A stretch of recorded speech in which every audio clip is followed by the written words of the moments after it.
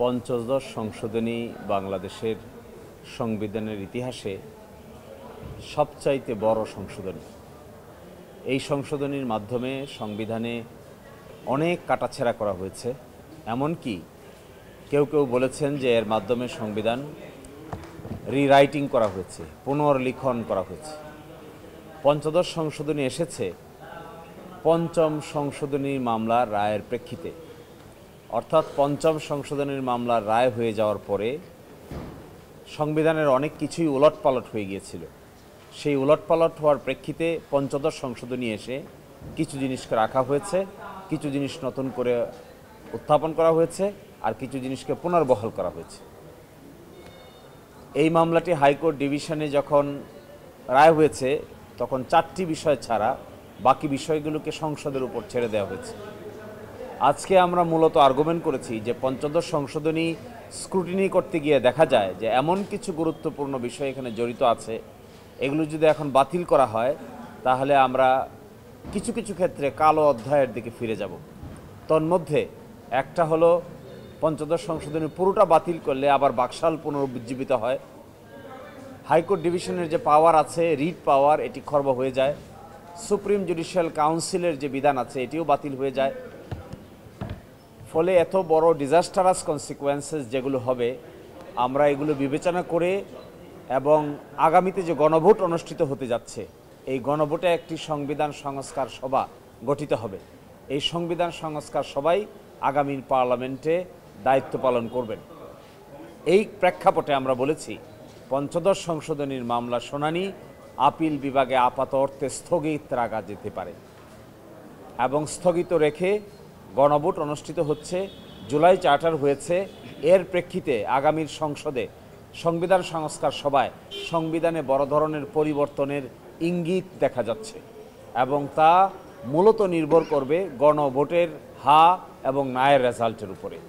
এই প্রেক্ষাপটে এখন যদি আমাদের সুপ্রিম কোর্ট কোনো একটা বিধানকে রাখেন, কোনো একটা বিধানকে বাদ দেন, কোনো একটা বিধানকে প্রাধান্য দেন, আর কোনো একটা বিধানকে একেবারেই সংবিধান থেকে অসাংবিধানিক ঘোষণা করেন, তাহলে আগামীর গণভোটের পরে নতুন সংবিধান সংস্কার সভা গঠিত হলে যে সিচুয়েশন তৈরি হবে সেখানে বাড়তি জটিলতার তৈরি হতে পারে।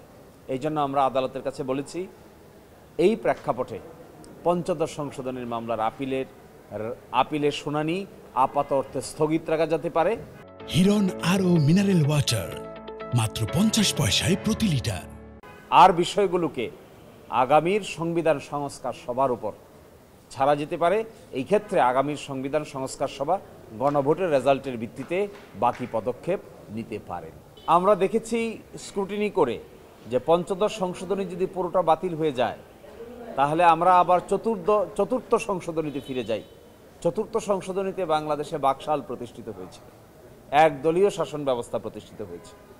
পঞ্চদশ সংশোধনী যদি পুরোটা বাতিল করা হয় তাহলে সুপ্রিম জুডিশিয়াল কাউন্সিল, অর্থাৎ বিচারকদের বিরুদ্ধে অভিযোগ দেওয়ার জন্য যে সুপ্রিম জুডিশিয়াল কাউন্সিল গঠিত হয়েছিল সেটিও বাদ পড়ে যায় এবং হাইকোর্ট ডিভিশনের যে রিট জুরিসডিকশন, এই অংশটিও বাদ পড়ে যায়। এগুলো সত্যিকার অর্থে অনেক বড় ধরনের কনসিকুয়েন্স ডেকে নিয়ে আসবে। অথচ ঐকমত্য কমিশনে সংবিধান সংস্কার সংক্রান্ত যে সমস্ত বিষয়ে ঐকমত্য হয়েছে এবং গণভোটে যাচ্ছে, এই সবগুলো একত্রিত করে গণভোটে হা হলে সংবিধান সংস্কার সভা তার উপরে উপযুক্ত আলোচনা করে সিদ্ধান্ত নিতে পারবে। এই ক্ষেত্রে এই মুহূর্তে আদালত যদি হস্তক্ষেপ করেন বা আদালত কোনো একটা সিদ্ধান্ত নেন কোনটা রাখবেন কোনটা রাখবেন না, কোনটা সঠিক কোনটা ব্যাঠিক, এতে আগামীর সংবিধান সংস্কার সভার সামনে প্রতিবন্ধকতা দেখা দিতে পারে।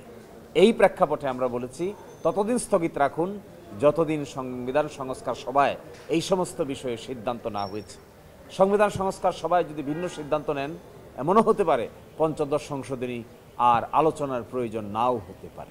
এখানে সবচাইতে বড় বিষয় হলো কোনটা রাখবেন কোনটা রাখবেন না, এটা কি করে নির্ধারণ করবেন? কোনটা সঠিক কোনটা বেঠিক এটা আদালত কি করে নির্ধারণ করবে? আদালত দেখেন যে সংবিধানের বেসিক স্ট্রাকচার ডক্ট্রিনের সাথে যেটা যেটা ভায়োলেট করবে সেটাকে তারা বাদ করতে পারেন, কিন্তু বেসিক স্ট্রাকচার ডক্ট্রিনের সঙ্গে যদি কোনোটা সাংঘর্ষিক না হয় তাহলে কোন যুক্তিতে আদালত বাদ করবেন? তখন একটা বাড়তি জটিলতার প্রশ্ন দেখা দিতে পারে। যেমন ধরুন বিসমিল্লাহির রহমানির রহিম যদি পঞ্চদশ সংশোধনী বাদ দেওয়া হয় তাহলে সংবিধান থেকে বিসমিল্লাহ বাদ পড়ে যায়। যদি পঞ্চদশ সংশোধনী পুরোপুরি বাদ দেওয়া হয় তাহলে আমি আগেই বলেছি আবার আমরা বাকশালে ফিরে যাই, নেসেসারি ইমপ্লিকেশনস। ফলে শুধুমাত্র আদালতের দৃষ্টিসীমার মধ্যে আলোচনা করেই এত বড় জিনিসের সিদ্ধান্ত নেওয়াটা সঠিক হবে না। আমরা মনে করেছি যেহেতু এই সব কিছু বিষয়ে কি পরিবর্তন হবে, সংবিধানের মৌলিক নীতিতে কি পরিবর্তন হবে, এটিও জুলাই চার্টারে প্রস্তাব করা হয়েছে। সেকুলারিজমের কথা আপনারা শুনেছেন। তারপরে পঞ্চম সংশোধনীতে আসছিল সেকুলারিজম, যার উইদিন ব্র্যাকেট লেখা ছিল না, যার সেকুলারিজমের জায়গায় আসছিল আল্লাহর উপর পূর্ণ আস্থা এবং বিশ্বাস। এখন যদি সেকুলারিজমকে বাদ দেওয়া হয়, ওইদিকে পঞ্চম সংশোধনী আগেই বাদ হয়ে গেছে, তাহলে যাব কোথায়? আমরা যাব ৭২-এর সংবিধানের প্রথম সেকুলারিজমের কাছে।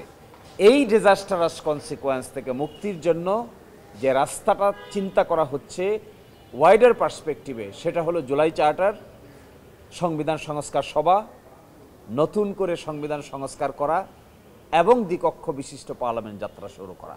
এই পার্সপেক্টিভকে বাদ রেখে কোনো একটা বিধানের কোনো একটা অংশকে বাদ দিয়ে কোনো একটা অংশকে রেখে জটিলতা কমবে না, জটিলতা বরংস আরও বৃদ্ধি পাবে।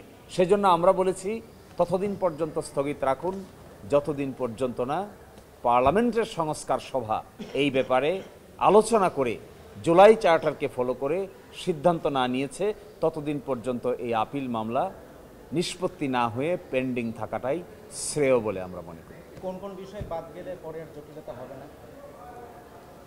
দেখুন, একটা উচ্চ আদালত, একটা দেশের উচ্চ আদালত তো পছন্দ মতো একটা জিনিসকে বাদ দিবে, পছন্দ মতো একটা জিনিসকে রাখবে, এটি তো সমীচীন হবে না।